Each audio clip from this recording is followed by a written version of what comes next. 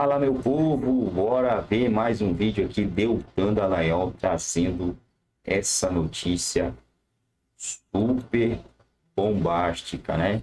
E teremos agora também o julgamento do ex-presidente Bolsonaro. Os caras estão em desespero em Brasília, eles estão com muito medo de a direita voltar ao poder, algo que eles não estavam contando tão cedo, né? Então, o cara lá deve estar trêmulos com essa possibilidade. O que aconteceu com a Vaza-Toga? Cadê os 6 GB da Vaza-Toga? O que eu vou mostrar para você agora é uma revelação chocante. O jornalista Paulo Figueiredo acabou revelando durante uma entrevista por que é que a Vaza-Toga, aquela série de reportagens da Folha de São Paulo sobre os abusos do Alexandre de Moraes, sumiu do mapa. E a razão real vai te deixar chocado. Vamos direto ao vídeo do Paulo Figueiredo e depois a gente comenta essa bomba. Fica aqui comigo porque eu também tenho uma revelação para fazer sobre isso e vai deixando aqui o seu joinha para esse vídeo chegar a mais gente. Olha aí então, gente. Respondido, mas não tem mais como. O nosso Senado está de joelhos, a nossa Câmara dos Deputados está de joelhos, a imprensa... Eu vou te falar, eu vou falar um negócio para você que eu não deveria falar, mas eu vou falar. Muita gente me pergunta, o que aconteceu com a Vaza-Toga? Lembra a série de reportagens do Glenn Greenwald? Uhum. Glenn Greenwald, que é uma das grandes estrelas do Rumble. Tá? O que aconteceu?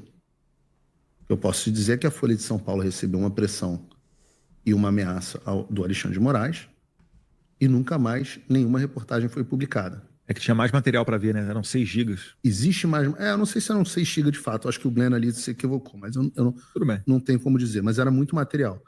Eu sei que existem mais reportagens escritas, inclusive por um outro jornalista internacional, que eu não vou dizer quem é. Essas reportagens foram oferecidas a grandes jornais do Brasil. Você acredita que os grandes jornais do Brasil... Isso ainda está para sair, vai sair de um jeito ou de outro. Mas você acredita que os grandes jornais do Brasil recusaram a publicação? Eu ainda não vou dizer o nome dos jornais. Ainda não vou, porque não me autorizaram. Não deveria nem estar falando o que eu estou falando aqui para você. Mas estou falando de grandes jornais. E não recusaram. Recusaram por um motivo muito claro. Medo. Bora lá então, gente. O Paulo Figueiredo ele falou 3 coisas aqui. A primeira coisa que ele disse é que a Folha de São Paulo recebeu uma pressão e uma ameaça do Alexandre de Moraes e depois disso nunca mais as reportagens da Vaza-Toga foram publicadas. Segundo, ele disse que existem outras reportagens já escritas sobre o escândalo da Vaza-Toga por um outro jornalista internacional que não é o Glenn Greenwald. E em terceiro lugar, ele disse que essas reportagens foram oferecidas a todos os grandes jornais do Brasil e todos eles recusaram por medo de Moraes. Gente, que bomba! Se você se surpreendeu com essa notícia, curte o vídeo para que mais pessoas recebam essa informação explosiva e se unam à nossa comunidade que luta por mudanças. E vamos analisar esse caso aqui. Primeiro, em relação à pressão que a Folha de São Paulo teria recebido do Moraes. Eu não duvido de nada disso, até porque a gente sabe, nos bastidores da política, que existem ministros do Supremo, e aqui eu também não vou falar os nomes para não ser processado, mas a gente sabe com boas fontes que existem ministros do Supremo que ligam para os donos dos grandes jornais para pedir a cabeça de jornalistas que escrevem coisas que desagradam a STF. Então, quando você vê eles dando decisões que censuram, não se surpreendam. Eles atacam a liberdade de expressão há muito tempo e também nos bastidores. Eu conheço pelo menos um caso concreto, real desses, que deu em demissão e que aconteceu em uma grande emissora de TV. E 2 jornalistas estrelados já me falaram diretamente que receberam diretamente esse tipo de ligação, de pressão. Então é bastante plausível que a Folha de São Paulo tenha recebido uma pressão tremenda e ameaças do Moraes para parar de publicar a Lava-Toga. Quem você acha que é o ministro do STF que pede a cabeça de jornalistas, hein? Será que você vai acertar? Me conta aí nos comentários e bora para o segundo ponto. Segundo, existem outras reportagens já escritas por um outro jornalista internacional e isso aqui é muito positivo, porque uma hora ou outra essas reportagens vão ser publicadas, não duvidem disso. E o terceiro ponto é que os grandes jornais do Brasil recusaram essas reportagens por medo de Moraes. Medo. Aí você pode virar para mim e dizer, Deltan, isso aí é mentira do Paulo Figueiredo, é tic-tac, isso não existe, é balela. Você pode acreditar no que você quiser, mas sabe qual é a revelação que eu também tinha para fazer? É que eu também ouvi a mesma coisa de pessoas muito próximas a essa história que me confirmaram há 1 mês atrás, 2 meses atrás, que a Folha sofreu sim pressão e que o Glenn Greenwald tentou levar a Vaza-Toga para vários jornais e todos recusaram por medo, até a Folha aceitar. Eu tenho uma fonte que trabalha em uma dessas grandes emissoras que conhece o caso de perto e confirma que recebeu o convite para publicar o material com exclusividade e recusou por medo. Gente, isso é muito grave, porque isso quer dizer que toda a imprensa do Brasil está com medo de uma única pessoa, a ponto de deixar de fazer o que para qualquer jornalista investigativo seriam as reportagens mais celebradas da sua carreira. A Vaza-Toga é um escândalo, é bombástico, ela comprova os abusos de Moraes em série. Ela mostra que ele encomendava provas contra os seus inimigos políticos, que ele atingia alvos pré-selecionados, que ele usou inquéritos na mão dele como verdadeiros instrumentos de poder e de vingança, ainda que fosse necessário usando a criatividade. Um caso desses, em uma democracia normal, seria objeto de disputa por todos os jornalistas que se prezem. Imagina nos Estados Unidos, se o New York Times, o Washington Post, o Wall Street Journal iam recusar uma história como essas de um ministro da Suprema Corte americana que praticou ilegalidades em série. Jamais! Porque lá tem o Rule of Law, lá tem império da lei, lá não é império de pessoas, lá é da lei, então eles podem confiar no que vai acontecer. Gente, tem muita gente com medo, até mesmo os grandes jornais sem saber o que pode ou não pode falar. O que é crime e o que não é crime. A Janja não aguentou o rojão das críticas e simplesmente fechou as suas redes sociais. Tá com algum probleminha aí, Janja? Gente, a nossa primeira-dama, a dona Esbanja Lula da Silva, ela tornou o perfil dela no Instagram agora privado, ou seja, ela fechou as portas do Instagram, fechou as janelas do Instagram dela apenas para quem já está lá dentro, para quem já é seu seguidor e também para os novos perfis para os quais ela abra as portas, que sejam aceitos por ela. E ela justificou a sua decisão por conta de uma suposta onda de ataques de ódio e misóginos. E ela pediu que os criminosos sejam responsabilizados pelos seus comentários feitos nas redes sociais. E ainda, ela arrematou com aquela ladainha de sempre. Você consegue adivinhar ou imaginar qual é? Escreve aí nos comentários. O que você acha? Eu tenho certeza que você vai dizer o mesmo que eu. Ela pediu a regulamentação das redes sociais, é claro. Ah, Janja, como vocês são previsíveis, hein? Mas não foi só a regulamentação, ela pediu a regulamentação urgente das redes sociais. Gente, fica aqui comigo que eu vou te mostrar 2 coisas. Primeiro, por que a nota da Janja explicando o motivo de fechar a sua rede social não faz sentido? E depois eu vou te mostrar qual que é a verdadeira razão oculta, secreta, para ela realmente tomar essa decisão e fechar as redes dela. Bora aqui então para o primeiro ponto. A Janja, ela diz que ela fechou as suas redes sociais por conta de uma onda de ataques de ódio, mas isso não faz sentido nenhum. Em primeiro lugar, ela tem que se decidir o que ela quer. Ou ela é uma pessoa pública, é alguém que faz parte da administração pública, que usa lá um monte de recurso público, faz viagem para o exterior, tem assessor, e aí ela não pode fechar a conta dela, porque ela é obrigada a comunicar publicamente ali o que ela faz, ela não pode comunicar para um grupo restrito, é o princípio da publicidade, ou então ela é uma pessoa privada. Tudo bem, fecha aí sua conta, Janja. Mas então, não queira viajar para o exterior com o nosso dinheiro, não queira ter assessor, não queira ter fotógrafo, gestor de redes sociais e esbanjar o nosso dinheiro. Todo mundo, além disso, que é figura pública, está sujeito a ataques e críticas nas redes sociais o dia inteiro. Abre lá o meu perfil no X, vai nos comentários, abre o perfil do Bolsonaro, do Lula, do Nicolas Ferreira, de todo mundo, olha os comentários. Todo mundo sofre crítica e ataque o tempo inteiro, porque a gente é figura pública, isso faz parte do ônus que nós sofremos por estarmos na vida pública.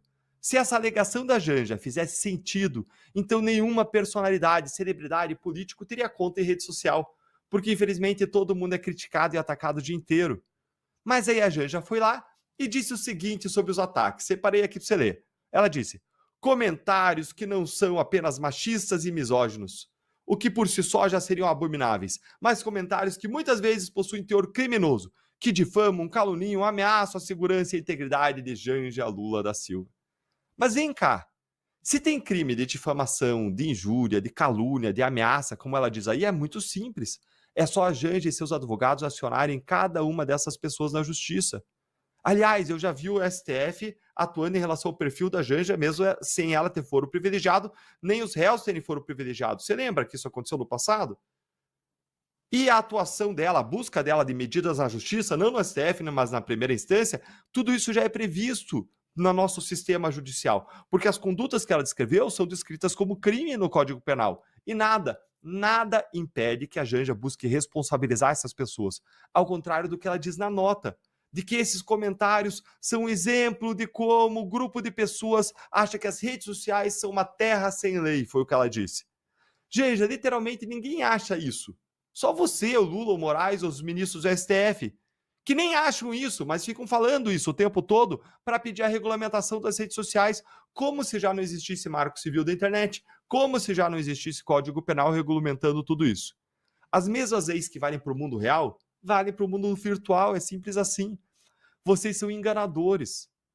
E você que está aqui comigo, concorda que essa justificativa da Janja é furada para fechar suas redes sociais? Concorda que não faz sentido? Então curtem o vídeo para a voz da nossa indignação chegar mais longe e vem comigo aqui para o segundo ponto, porque eu vou te mostrar a razão oculta e verdadeira da Janja. Então, gente, a razão oculta, secreta, para a Janja fechar as redes sociais dela é uma só. É a queda brutal da popularidade da Janja e também do próprio Lula, já que parte da queda da popularidade do Lula está sendo atribuída às pataquadas, às presepadas da primeira-dama. A última pesquisa do IPEC colocou a rejeição do Lula pela primeira vez maior do que a aprovação. 41% dos brasileiros acham que o governo é ruim ou péssimo, enquanto apenas 27% acham o governo bom ou ótimo. E eu vi uma pesquisa pior ainda que saiu essa semana. Se alguém aí tem um número mais forte, coloca aí nos comentários para a gente acompanhar. Em relação à primeira-dama, a última pesquisa da Atlas Intel mostrou que a Janja tem uma imagem absolutamente negativa para 58% dos brasileiros. Gente, 58% rejeitam a Janja. E tudo isso por conta das atitudes da própria primeira-dama, que foram veiculadas nas redes sociais dela. Vamos lembrar quais são? Quais foram? Vamos lá. A que fica mais a minha cabeça pulsando quando eu penso nela na rede social é aquela. A dancinha do Namastê na Índia, enquanto o Rio Grande do Sul se afogava com enchentes mortais. Tem as viagens de luxo para Paris, Londres, Nova York, Doha, Roma e vários outros endereços chiques do mundo afora, tudo pago com o seu, com o meu, com o nosso dinheiro, que custeou as passagens e hotéis de luxo para a Esbanja. Gastos públicos com a equipe da Esbanja, que tem mais de 12 assessores segundo o levantamento do Estadão e gasta centenas de milhares de reais por mês, mesmo sem a Janja ter cargo público algum para justificar esses gastos. Compras de móveis e decoração para o Palácio do Alvorada, também na casa de centenas de milhares de reais. O fuck you, Elon Musk! Os mais de 83 milhões de reais gastos em dinheiro público vindos das estatais para patrocinar aquele Janjapalooza, aquele festival de vaidade da primeira-dama que ninguém foi, que ninguém viu. E por aí vai. Mais recentemente, a Janja protagonizou mais uma gafe. Ela postou um vídeo dela visitando uma escola de samba em que ela dava para ver lá os carros alegóricos ao fundo, que deveriam ser secretos até o dia dos desfiles. Ou seja, a Janja não acerta uma. E agora, com as suas redes sociais fechadas, ela quer continuar a postar sem ser criticada. Mas ó, Janja, não vai dar certo. A oposição está de olho em você e no Lula e vai continuar a fiscalizar todas as ações e gastos de vocês, porque nós respeitamos o dinheiro suado do povo, que é gasto e que vem dos impostos. Mas, considerando todo o trabalho que você tem feito pelo bem da direita com as suas redes sociais, eu quero fazer um pedido aqui para você. Abre suas redes sociais, já.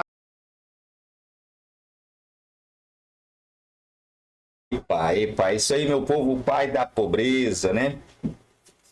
Pai da pobreza. Ele não é o pai dos pobres, o Barbudinho.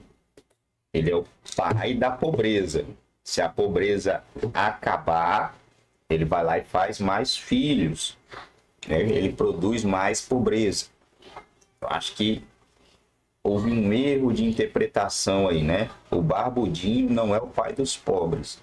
Ele é o pai da pobreza. Se a pobreza se acabar, ele produz mais. E é o que ele está fazendo, né? A pobreza, segundo ele, estava se acabando.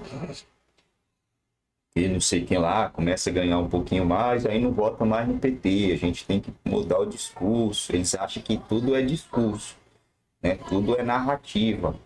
Nem tudo é narrativa. A narrativa ela tem um período ali de tempo que ela vai funcionar, né? Igual o cara ou a mulher que põe as gaias, né? Não, nunca mais eu vou fazer isso, me perdoa e tal, e vai.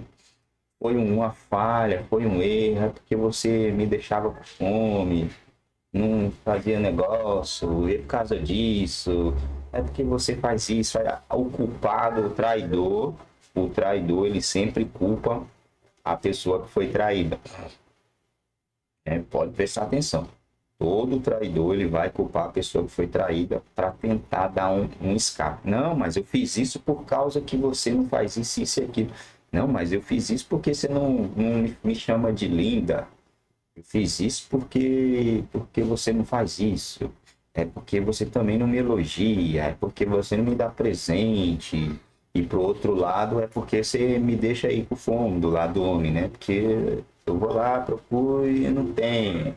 É porque não faz comida, é porque é resmungona, é porque reclama demais. E sempre os dois lados aí vão ter desculpa e vai culpar o outro. E o outro que tomou, tá destruído emocionalmente, né? E encara uma pessoa destruída emocionalmente, ela, verdade, olha, isso tudo foi culpa minha, né? Então eu vou dar uma segunda chance. Vai lá dar uma outra segunda chance. Aí, mil maravilhas e tal, passa um tempo, toma ali de novo. Ah, dessa vez foi por causa disso, disso e daquilo. Você tentou melhorar aqui, mas depois voltou ao normal. E agora fez isso. Aí você trouxe um amigo ou sua amiga aqui para dentro também. Você queria o quê? Sempre vai ter uma desculpinha, né? Sempre vai existir uma amuleta. É o que esses caras aí são mestres em fazer, Bart. Alguém está roubando.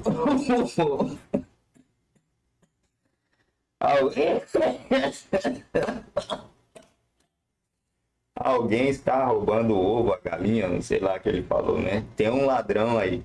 Rapaz, o homem, o miserável é um gênio, né? Virou meme, o homem. Tem alguém roubando. Quem será, né, Barbudinho? Quem será? É o Bolsonaro, será? Será que a culpa dessa bagaceira aí é do Bolsonaro, rapaz? Pode ser, né? Vai que cola.